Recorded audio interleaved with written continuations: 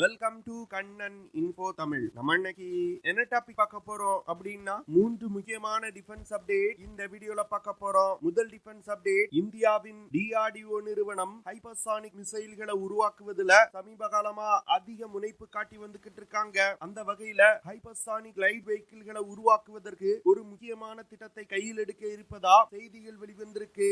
India எதற்காக இந்த hypersonic light வெஹிக்கிள்களை உருவாக்குறாங்க, இந்த ஹைப்பர்சானிக் லைட் வெஹிக்கிள்களை பயன்படுத்தி என்ன மாதிரியான ஆபரேஷன்களை கேரி அவுட் செய்ய முடியும், இந்த மிசைல்களை டெவலப் செய்யறது மூலமா இந்தியாவுக்கு கிடைக்கக்கூடிய நன்மைகள் என்ன அப்படிங்கிறது குறித்து பார்க்கலாம். அடுத்த அப்டேட், இன்னும் கூடிய விரைவில் இந்திய முப்படைகளுக்காக அதிக எண்ணிக்கையில மீடியம் ஆல்டிடியூட் லாங் என்டியூரன்ஸ் ட்ரோன்களை வாங்க இருப்பதா செய்திகள் வெளிவந்திருக்கு. எதற்காக India medium altitude long endurance ட்ரோன்களை அதிக அளவுல இந்திய படையில் இணைக்கிறாங்க, இந்த ட்ரோன்களோட சிறப்பு அம்சம் என்ன அப்படிங்கிறது குறித்து பார்க்கலாம். இது தவிர ஏற்கனவே இந்திய படையில் பயன்பாட்டில் உள்ள ஹெரான் ட்ரோன்கள்ல ஒரு முக்கியமான மாற்றத்தை இந்தியா கொண்டு வர இருக்காங்க. அது என்ன மாற்றம், எதற்காக இந்தியா ஹெரான் ட்ரோன்கள்ல மாற்றங்களை செய்றாங்க அப்படிங்கிறது குறித்து பார்க்கலாம். அடுத்த அப்டேட், இந்திய ராணுவத்திற்கு கூடுதலா அப்பாச்சி அட்டாக் ஹெலிகாப்டர்களை வாங்க இருப்பதா செய்திகள் வெளிவந்திருக்கு. எத்தனை அப்பாச்சி அட்டாக் ஹெலிகாப்டர்களை இந்தியா வாங்க போறாங்க,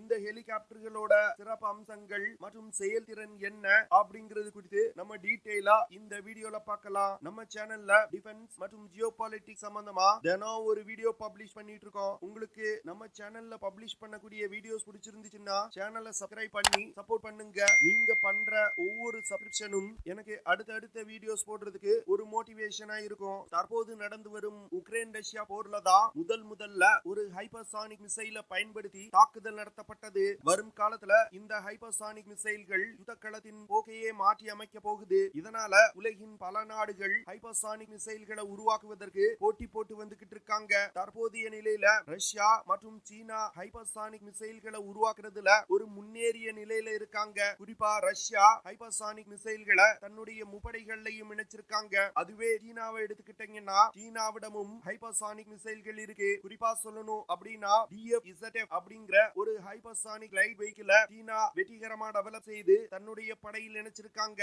இந்த DF-ZF அப்படிங்கிற ஹைப்பர்சானிக் லைட் வெஹிக்கிளை DF-17 அப்படிங்கிற ஒரு மீடியம் ரேஞ்ச் பாலிஸ்டிக் மிசைல்ல இணைத்து சீனா உருவாக்கி இருக்காங்க. இந்த சூழ்நிலையில இந்தியாவும் ஹைப்பர்சானிக் மிசைல்களை உருவாக்குவதற்கு முயற்சி செய்து வந்துகிட்டு இருக்காங்க. இந்தியா ஹைப்பர்சானிக் மிசைல்களை உருவாக்குவதற்கு வெவ்வேறு திட்டங்களை பயன்படுத்தி முயற்சி செய்து வந்துகிட்டு இருக்காங்க.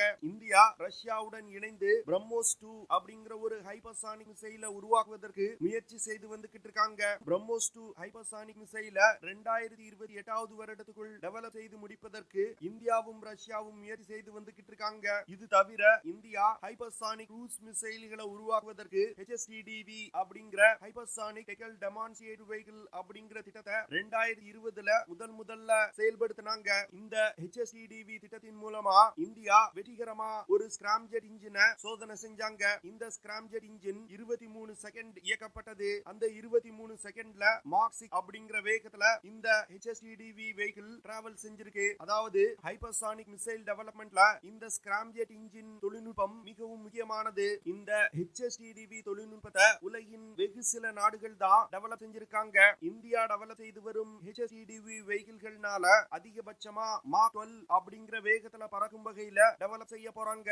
இந்த HSTDV வெஹிக்கிளை டெவலப் செய்யறதுக்கு ரஷ்யா பெருமளவுல இந்தியாவுக்கு உதவி செஞ்சிருக்காங்க. இந்த HSTDV வெஹிக்கிள் ஒரு ஹைப்பர்சானிக் க்ரூஸ் மிசைலோட மினியேச்சர் வெர்ஷன். ஃபியூச்சர்ல ஒரு முழு அளவு கொண்ட ஹைப்பர்சானிக் க்ரூஸ் மிசைல இந்த HSTDV திட்டத்தின் மூலமா கிடைக்கப்பட்ட தரவுகளை பயன்படுத்தி இந்தியா டெவலப் செய்ய போறாங்க. இந்த சூழ்நிலையில ஹைப்பர்சானிக் லைட் வெஹிக்கிள்களை டெவலப் செய்யறதுக்கு ப்ராஜெக்ட் தவானி அப்படிங்கிற திட்டத்தை இந்தியா செயல்படுத்தி வந்துகிட்டு இருக்காங்க. இந்த ஹைப்பர்சானிக் லைட் வெஹிக்கிள் தொழில்நுட்பம் ஹைப்பர்சானிக் மிசைல் டெக்னாலஜில மிகவும் ஒரு காம்ப்ளிகேட்டடான தொழில்நுட்பம் கொண்டது. அதாவது இந்த ஹைப்பர்சானிக் லைட் வெஹிக்கிள்ல எந்த ஒரு ப்ரொபல்ஷன் சிஸ்டமும் கிடையாது. அந்த கிளைட் வெஹிக்கிள்ல இருக்கக்கூடிய ஏரோடைனமிக்ஸ் ப்ராப்பர்ட்டி மூலமாகவே கிளைட் வெஹிக்கிளை ஹைப்பர்சானிக் வேகத்துல பறக்க வைக்க முடியும். இந்த ஹைப்பர்சானிக் கிளைட் வெஹிக்கிளை இந்தியா வெற்றிகரமா டெவலப் செஞ்சாங்கன்னா இந்த மிசைல்களை எந்த ஒரு ஏர் டிஃபென்ஸ் சிஸ்டத்தாலும் இன்டர்செப்ட் செய்ய முடியாது. ஏன்னா சாதாரண மிசைல்கள் போல அல்லாமல் இந்த ஹைப்பர்சானிக் கிளைட் வெஹிக்கிள்கள் வெவ்வேறு திசைகள்ல பறந்து கொண்டிருக்கும். அதனால இந்த ஹைப்பர்சானிக் கிளைட் வெஹிக்கிள்களை ஏர் டிஃபென்ஸ் சிஸ்டத்துல உள்ள இன்டர்செப்டார் மிசைலை பயன்படுத்தி தாக்கி அழிக்க முடியாது. இந்தியா இந்தியா இந்த ப்ராஜெக்ட் தவானி திட்டத்தின் மூலமா ஹைப்பர்சானிக் லைட் வெஹிக்கிள்களை அதிவேகமா டெவலப் செய்து வந்து கொண்டிருப்பதா செய்திகள் வெளிவந்திருக்கு. ஹைப்பர்சானிக் டெக்னாலஜி வரும் காலத்துல பெருமளவுல ராணுவம் மற்றும் ஸ்பேஸ் எக்ஸ்ப்ளோரேஷன்ல பயன்படுத்தப்படும். அதனால இந்த தொழில்நுட்பத்தை இந்தியா டெவலப் செய்யாம விட்டாங்கன்னா வரும் காலத்துல ராணுவம் மற்றும் ஸ்பேஸ் எக்ஸ்ப்ளோரேஷன்ல இந்தியா மிகப்பெரிய பின்னடைவை சந்திக்க வேண்டியது இருக்கும். இதன் காரணமா தான் இந்தியா ஹைப்பர்சானிக் டெக்னாலஜியை டெவலப் செய்யறதுக்கு தற்போது அதிக முனைப்பு காட்டி வந்துகிட்டு இருக்காங்க. அடுத்த அப்டேட், சமீபத்துல நடந்து வரும் போர்கள்ல ட்ரோன்களோட பங்களிப்பு மிகப்பெரிய அளவுல இருக்கு. இதனால இந்தியா தன்னுடைய ட்ரோன் படையை வலிமைப்படுத்துவதற்கு பல்வேறு திட்டங்களை செயல்படுத்தி வந்துகிட்டு இருக்காங்க. இந்த சூழ்நிலையில இந்திய முப்படைகளுக்காக 155 மீடியம் ஆல்டிடியூட் லாங் என்டியூரன்ஸ் ட்ரோன்களை வாங்க இருப்பதா செய்திகள் வெளிவந்திருக்கு. சில வருடங்களுக்கு முன்பு இந்திய முப்படைகளுக்கு எத்தனை மேல் கிளாஸ் யுஏக்கள் தேவை அப்படின்னு ஒரு ஸ்டடி நடத்தப்பட்டது. அந்த ஸ்டடியில 97 யுஏக்கள் இருந்தா போதும் அப்படின்னு சொல்லப்பட்டது. ஆனா தற்போது அந்த எண்ணிக்கை 155 உயர்த்தப்பட்டிருக்கு. ஏன்னா சமீப காலங்கள்ல மீடியம் ஆல்டிடியூட் லாங் என்டியூரன்ஸ் ட்ரோன்களோட பயன்பாடு யுத்த களங்கள்ல பெருமளவுல இருக்கு. குறிப்பா இந்த வகை ட்ரோன்களை பயன்படுத்தி தன்னுடைய ஏரியல் சர்வேலன்ஸ் கேப்பபிலிட்டிய இந்தியா மாடர்னைஸ் செய்ய போறாங்க. இந்த 155 மெயில் கிளாஸ் யுஏக்களை இந்திய நிறுவனங்களிடமிருந்து வாங்குவதற்கு இந்தியா திட்டமிட்டிருக்காங்க. இந்த மெயில் கிளாஸ் யுஏக்களை சப்ளை செய்வதற்கு பல நிறுவனங்கள் போட்டி போடும். குறிப்பா டாப்பஸ், ஆர்ச்சர் என்ஜி மற்றும் திருஷ்டி 10 அப்படிங்கிற மெயில் கிளாஸ் யுஏக்கள் போட்டி போடும். இந்த திருஷ்டி 10 யுஏஇ இஸ்ரேல் நாட்டின் ஹெரான் 900 யுஏஇயோட தொழில்நுட்பத்தை வாங்கி அதானி நிறுவனத்தால் இந்தியாவிலே உருவாக்கப்பட்ட ட்ரோன்கள். அதனால இந்திய முப்படைகளுக்கு இந்த மெயில் கிளாஸ் யுஏக்களை சப்ளை செய்வதற்கு பல நிறுவனங்கள் போட்டி போடுறாங்க. சமீப காலமா சீனா மற்றும் பாகிஸ்தான் தங்களுடைய ட்ரோன் படையணிய மிகப்பெரிய அளவுல விரிவுபடுத்தி இருக்காங்க. அதனால சீனா மற்றும் பாகிஸ்தானை கவுண்டர் செய்வதற்கு இந்தியா தன்னுடைய ட்ரோன் படையணியை விரிவுபடுத்த வேண்டிய கட்டாயத்தில் இருக்காங்க. இதன் காரணமாக தான் அமெரிக்காவிடம் இருந்து 31 MQ-9B ட்ரோன்களை இந்தியா வாங்க போறாங்க. இந்த 31 MQ-9B ட்ரோன்கள்ல 15 சி கார்டியன் ட்ரோன்கள் இந்திய கடற்படைக்காக வாங்கப்பட உள்ளது. மீதமுள்ள 16 ட்ரோன்கள் சி கார்டியன் ட்ரோன்கள் இந்திய விமானப்படை மற்றும் தரைப்படைக்கு தலா 8 ட்ரோன்களை பிரித்து கொடுக்க போறாங்க. இந்த 31 ட்ரோன்களும் மிகப்பெரிய பொருள் செலவுல இந்தியா வாங்க போறாங்க. சில நாட்களுக்கு முன்பு இந்தியால வச்சு நடந்த G20 மாநாட்டுல இந்த ட்ரோன்கள் விற்பனை தொடர்பா இந்தியா மற்றும் அமெரிக்காவுக்கு இடையே பேச்சுவார்த்தை நடத்தப்பட்டிருக்கு. இதனை தொடர்ந்து இந்திய அரசாங்கம் லெட்டர் ஃபார் ரெக்வெஸ்ட் அமெரிக்க அரசாங்கத்திடம் கொடுத்திருக்காங்க. இன்னும் கூடிய விரைவில் அமெரிக்கா இந்தியாவுக்கு இந்த ட்ரோன்களை விற்பனை செய்வாங்க அப்படின்னு எதிர்பார்க்கப்படுது. இந்தியா வாங்க உள்ள 31 MQ-9 ட்ரோன்களும் ஹை ஆல்டிடியூட் லாங் என்டியூரன்ஸ் ட்ரோன்கள். இதனை தொடர்ந்து ஏற்கனவே இந்திய படையில் பயன்பாட்டில் உள்ள ஹெரான் ட்ரோன்களை அப்கிரேட் செய்வதற்கு இந்தியா திட்டமிட்டிருக்காங்க. இந்த ஹெரான் ட்ரோன்கள்ல ஆயுதங்கள் கிடையாது. தற்போது இந்தியா இந்த ட்ரோன்கள்ல ஆயுதங்களை இணைப்பதற்கு திட்டமிட்டிருக்காங்க. ஹெரான் ட்ரோன்கள்ல ஆயுதங்களை இணைப்பதற்கு கிட்டத்தட்ட 21,000 கோடி ரூபாயை இந்தியா செலவு பண்ண போறாங்க. இதற்கான ஒப்புதல கேபினெட் கமிட்டி ஆன் செக்யூரிட்டி இன்னும் கூடிய விரைவில் வழங்க இருக்காங்க. அது மட்டும் இல்லாம ஹெரான் ட்ரோன்களோட சேட்டலைட் கம்யூனிகேஷன் சிஸ்டத்தையும் இந்தியா அப்கிரேட் செய்ய போறாங்க. இந்த 2 அப்கிரேட்கள் மூலமா ஹெரான் ட்ரோன்களோட செயல்திறன்ல மிகப்பெரிய முன்னேற்றம் ஏற்படும் அப்படின்னு டிஃபென்ஸ் எக்ஸ்பர்ட் சொல்றாங்க.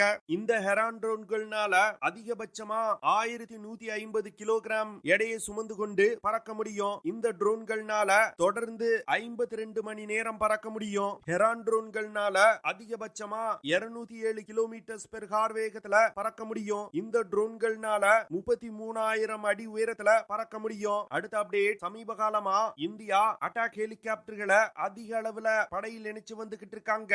அந்த வகையில பிரசாந்த் அட்டாக் ஹெலிகாப்டரை இந்தியா உள்நாட்டிலே டெவலப் செஞ்சிருக்காங்க. முதற்கட்டமா 15 ஹெலிகாப்டர்கள் இந்திய படையில் இணைக்கப்பட்டிருக்கு. இந்த சூழ்நிலையில ராணுவம் மற்றும் விமானப்படைக்கு 156 லைட் காம்பாக்ட் ஹெலிகாப்டர்களை வாங்க இருப்பதா செய்திகள் வெளிவந்திருக்கு. கிட்டத்தட்ட 45,000 கோடி ரூபாய் செலவுல இந்த ஹெலிகாப்டர்கள் வாங்கப்பட உள்ளது. இந்த 156 ஹெலிகாப்டர்கள்ல 90 ஹெலிகாப்டர்கள் இந்திய தரைப்படைக்கு கொடுக்கப்பட உள்ளது. மீதமுள்ள 66 ஹெலிகாப்டர்கள் இந்திய விமானப்படைக்கு கொடுக்க போறாங்க. பிரசாந்த் லைட் காம்பாக்ட் ஹெலிகாப்டர்களுக்கு முன்பு 2015ல இந்தியா அமெரிக்காவிடமிருந்து 39 AH-64 அப்பாச்சி அட்டாக் ஹெலிகாப்டர்களை வாங்குவதற்கு ஒரு மிகப்பெரிய ஒப்பந்தத்துல கையெழுத்திட்டு இருந்தாங்க.